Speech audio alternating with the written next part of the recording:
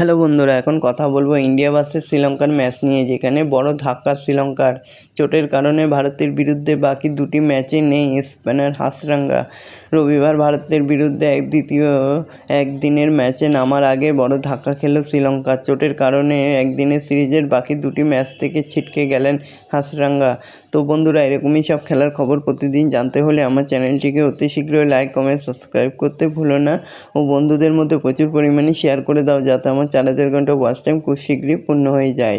তো বন্ধুরা, আজ রবিবার হতে চলেছে ইন্ডিয়া ভার্সেস শ্রীলঙ্কার ম্যাচ, যেখানে রবিবার ভারতের বিরুদ্ধে দ্বিতীয় একদিনের ম্যাচে নামার আগেই বড় ধাক্কা খেল শ্রীলঙ্কা।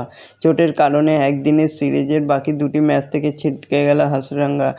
বাঁ পায়ের চোট পেয়েছেন তিনি। 34 বছরের লেগ স্পিনার জেফ্রি বার্নার্সকে পরিবর্তন হিসাবে নেওয়া হয়েছে। শনিবার রাতের একদিনের একটি বিবৃতিতে শ্রীলঙ্কা ক্রিকেট বোর্ড জানিয়েছেন, প্রথম একদিনের ম্যাচে নিজের 10ম ওভার শেষ বল করার পর হাসরাঙ্গা বাঁ পায়ে চোট পায় এবং ম্যাচের পর এমআরআই করা হয়, সেখানে চোট স্পষ্ট হয়েছে। সম্প্রতিকালে শ্রীলঙ্কার একের পর এক ক্রিকেটার চোট পেয়েছে, সেই তালিকায় নতুন নাম লিখিয়েছে হাসরাঙ্গা। তো দেখা যাক শেষ পর্যন্ত কি হয়। আজকের ম্যাচে ইন্ডিয়া জিততে পারবে কি, তোমরা কমেন্ট করে জানাতে ভুলো না।